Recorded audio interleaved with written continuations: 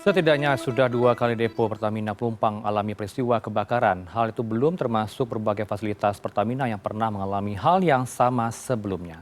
Sebagai fasilitas vital dan juga menyimpan cadangan energi yang mudah terbakar, lantas bagaimana seharusnya menjaga keamanan fasilitas seperti depo BBM? Sudah bergabung bersama kami Pak Fahmi Radi selaku pengamat ekonomi energi UGM. Selamat sore. Assalamualaikum Pak Fahmi, salam sehat. Selamat sore, Waalaikumsalam. Ranau. Sehat Baik, selalu. saya selalu Pak Fahmi. Dialog ini tentunya tidak mau menyalahkan siapa dan harus ada pembenahan tentunya ke depannya ya Pak ya. Kami ingin dari Anda, kacamata Anda seperti apa melihat kebakaran tadi malam? Nah, tadi dikatakan ini bukan pertama kalinya itu ya. Ya. Sebelumnya pernah terjadi kebakaran di Pelumpang tadi. Atau kemudian juga sebelumnya juga Kilang itu beberapa kali terbakar juga itu ya. Nah, dari peristiwa beruntun tadi, saya menduga itu ya, atau menilai itu ya, bahwa sistem keamanan atau safety system yang diterapkan oleh Pertamina itu tidak menggunakan standar-standar internasional gitu ya. Karena dalam standar internasional itu target yang dicapai adalah zero accident. Tapi kalau terjadi berulang kali, ini saya menyimpulkan itu bukan standar internasional sih. Untuk aset yang demikian strategis dan resiko tinggi terbakar itu mestinya menggunakan sistem pengamanan yang berdasarkan standar internasional tadi. Tapi ternyata tidak itu dan terjadilah kebakaran tadi. Nah, kemudian yang kedua saya melihat mengapa korban warga ini dan cukup besar, ada 17 orang meninggal, ada 58 luka-luka. Ini karena memang zoning atau lokasi dari Pelumpang itu sudah sangat berdekatan dengan penduduk setempat. Nah, kemudian dalam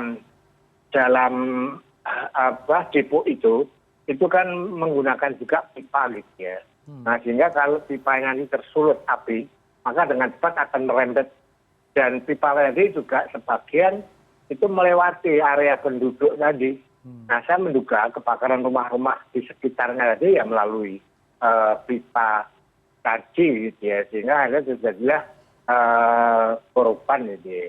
Maka yang harus dilakukan ke depan bagaimana memperbaiki sistem keamanan agar sesuai dengan standar internasional. Baik. Itu Mas Ranop. Standar internasional yang bisa Anda paparkan ke kami biar paham seperti apa ya Pak? Ya, jadi ada suatu sistem gitu ya. Jadi kalau kita misalnya perhatikan kilang-kilang minyak di luar negeri itu ya, apakah di Timur Tengah atau juga di Amerika, itu hampir tidak pernah terjadi kebakaran. Kalau terjadi kebakaran itu karena diserang oleh musuh tadi gitu ya. Nah, kenapa tidak terjadi? Karena dia menggunakan sistem keamanan internasional gitu ya, yang pengamanannya itu berlapis-lapis tadi. Misalnya terjadi percikan api karena petir misalnya. Maka pada lapis pertama dia akan mencegah dari agar tidak merembet. Kalau misalnya gagal, maka lapis kedua. Nah, begitu seterusnya itu ya. Sehingga dalam standarnya tadi itu menerapkan zero accident. Tidak ada accident sama sekali gitu ya. Nah, kalau Pertamina kilangnya dan deponya sering terjadi kebakaran, maka saya tidak berlebihan menyimpulkan bahwa sistem keamanannya Pertamina tidak menggunakan standar internasional. Itu satu. Baik. Nah, memang itu mahal gitu ya untuk menerapkan sistem keamanan yang berdasarkan standar internasional tadi, butuh investasi tadi. Nah, dugaan saya yang kedua jangan-jangan gitu ya, Pertamina memang tidak mau mengeluarkan uang membeli sistem pengamanan tadi. Tetapi kalau kemudian korbannya itu adalah warga setempat, ini tragedi kemanusiaan tadi, saya kira tidak benar juga itu Mas Rano. Baik, saya ingin menyuarakan apa pendapat atau statement yang dikeluarkan oleh Pertamina sekitar 30 menit yang lalu. Sebelum ke Anda tadi ada konferensi pers Pak Fahmi dari Korsek PT Pertamina Patra Niaga Ia menyatakan memahami pentingnya buffer zone atau saluran air di dekat depo. Artinya standar internasional yang Anda maksud ini harus punya buffer zone ya, saluran air yang bisa meredam kebakaran terjadi sewaktu-waktu, Pak Fahmi. Ya, itu tadi yang saya maksud apa ya? Pencegahan yang berlapis-lapis tadi. Saya kira buffer zone itu harus ada itu ya, wajib ada. Sehingga misalnya tadi terjadi pemadaman kan, pemadam kebakaran pertama sulit masuk, kedua kesulitan air juga gitu ya. Jadi saya kira buffer zone tadi itu salah satu syarat yang dibutuhkan dalam standar internasional tadi. Nah kemudian yang kedua, itu mestinya juga ada internal damkar gitu ya, internal pemadam kebakaran sebelum menyerahkan pada dinas pemadam kebakaran gitu ya. Misalnya pada saat terjadi percikan di dalam, percikan api di dalam sebelum merambat tadi, mestinya itu bisa dimatikan dengan pemadam kebakaran internal tadi. Nah, saya menduga itu tidak ada buffer water zone tadi, tidak ada internal damkar, maka dengan cepat api tadi meluas gitu ya, sehingga terkena. Nah, itulah barangkali gitu ya, yang harus jadi prioritas untuk segera diperbaiki tadi, dan itu saya kira lebih penting daripada misalnya menjamin pasokan gitu ya. Kalau jaminan pasokan itu saya kira Pertamina sudah punya pengalaman yang cukup bagus, dan Pertamina punya buffer stok di depo-depo yang lain gitu ya. Sehingga terbakarnya depo di Pelumpang tadi, ini akan diisi oleh buffer stok water dari depo yang lain, dan itu tidak menyebabkan kelangkaan di SPBU seperti dikatakan Erick Thohir tadi gitu ya. Tetapi kan ada hal lain yang harus menjadi perhatian dan prioritas tadi. Bagaimana sistem keamanan tadi harus diperbaiki, kemudian bagaimana penanganan terhadap korban terdampak gitu ya. Menurut saya ini agak anomali gitu ya. Karena tadi malam misalnya ada PLT gubernur datang ke tempat, ada Polda, ada Pangdam, tadi pagi ada 3, ada wakil presiden, ada Menteri BUMN, tapi saya tidak melihat Direktur Pertamina yang hadir di situ gitu ya. Ini kan seolah-olah tidak menunjukkan empati gitu ya pada korban tadi. Jadi barangkali jaminan pasokan penting, tapi juga ada hal yang penting adalah tadi bagaimana agar kalau tidak terjadi lagi, dan sekarang bagaimana penanganan korban tadi penuh empati, karena mereka kan nggak bersalah. Ini kan penurutnya kan dari deponya Pertamina yang harus bertanggung jawab gitu, Mas Sanov. Baik, tentu kalau menyinggung soal kritik Anda terhadap tanggung jawab PT Pertamina, ini sudah diinformasikan tadi ya melalui konferensi pers dari Korsek juga melakukan statement kepada awak media, pihaknya bertanggung jawab.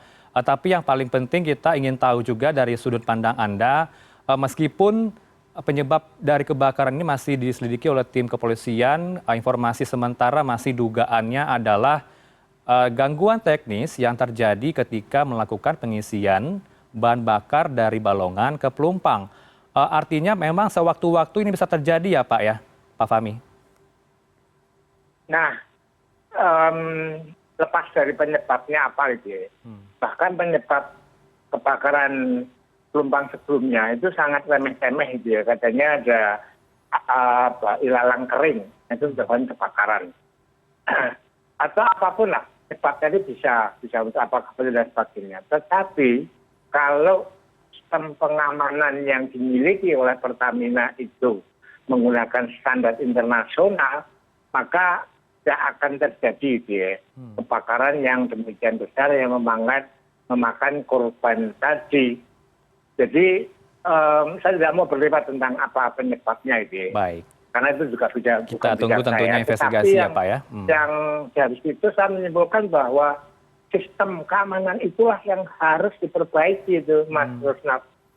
Baik, kalaulah sistem keamanan ini menjadi perhatian, Anda katakan juga sulit nampaknya Pertamina mengeluarkan uang untuk sistem pengamanan ini. Akan kita tunggu jawaban dari Pertamina nanti di konferensi pers berikutnya ya Pak Fahmi. Tapi kalau untuk kedepannya seperti apa ya Pak? Ada himbauan informasi tadi dari Pak Pres Ma'ruf Amin segera dilakukan relokasi. Kalau melihat ke belakang, apakah tata ruang yang dilakukan oleh PT Pertamina ini di deponya di Pelumpang ini tidak diperhatikan, tidak koordinasi dengan pemerintah setempat untuk permukiman warga, Pak Fahmi?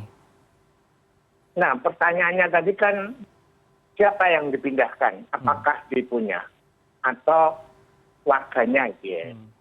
Nah, kalau kalau deponya tetap di situ, maka dalam zona radius tertentu itu harus dikosongkan dalam perumahan warga gitu ya. Seperti pada tahun 72 saat dibangun, itu kan daerah sekitarnya itu kan kosong gitu ya. Tapi fakta saat ini itu kan sudah banyak sekali dan sekarang mendekati zonanya sangat dekat sekali. Nah, dalam kondisi semacam itu, menurut saya mana yang harus dipindahkan? Menurut saya adalah depo yang harus dipindahkan. Tadi Pak Kiai Ma'ruf saya kira juga mengatakan bahwa depo itu yang harus segera dipindahkan gitu ya. Kenapa? Karena dia menyulut api dan ini prosesnya jauh lebih cepat dibanding kalau harus memindahkan penduduk dalam jumlah yang besar. Ini kan sangat ribet gitu ya. Dan yang ketiga itu ya, depo bekas kebakaran ini kalau kemudian karena alasan efisiensi dan karena alasan pasokan kemudian dioperasikan kembali, saya khawatir juga itu ya. Baik, singkat saja Pak Fahmi, dipindahkannya kemana ya Pak? Sangat rentan. Dipindahkannya ke pelabuhan atau kemana Pak Fahmi? Akan berbahaya itu ya, lebih baik itu ya, dan dioperasikan kemudian pindahkan depo tadi ke daerah tertentu, kemudian terapkan sistem keamanan yang lebih proper dan ada audit secara reguler. Itu Mas. Baik, informasinya tentu ada kalangan menyatakan lebih baik dipindahkan ke pelabuhan dekat ke sumber air, begitu ya Pak? Ya, saya setuju dia. Dekat pelabuhan itu pertama dekat sumber air.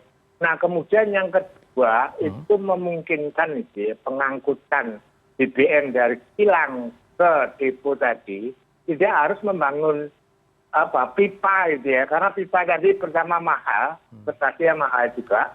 Kemudian yang kedua juga high risk, risiko tinggi gitu ya. Baik. Tapi kalau di pelabuhan tadi, pengangkutan tadi bisa menggunakan tanker gitu ya. Baik. Nah, ini biaya operasionalnya saya perkirakan lebih murah. Nah, di awal pindahan tadi di pelabuhan itu memang akan meningkatkan biaya investasi untuk pemindahan dan pembangunan gitu ya. Tetapi operasional cost-nya, kalau transportnya itu menggunakan tanker, maka itu jauh lebih murah dan jauh lebih aman itu Mas. Baik, maaf sekali waktu kita terbatas karena ada pantauan di lapangan juga konferensi pers berikutnya. Terima kasih atas waktu Anda bersama kami Pak Fahmi Radi, pengamat ekonomi energi UGM. Salam sehat Pak Fahmi. Selamat malam Mas Reno, selamat sehat, selamat malam.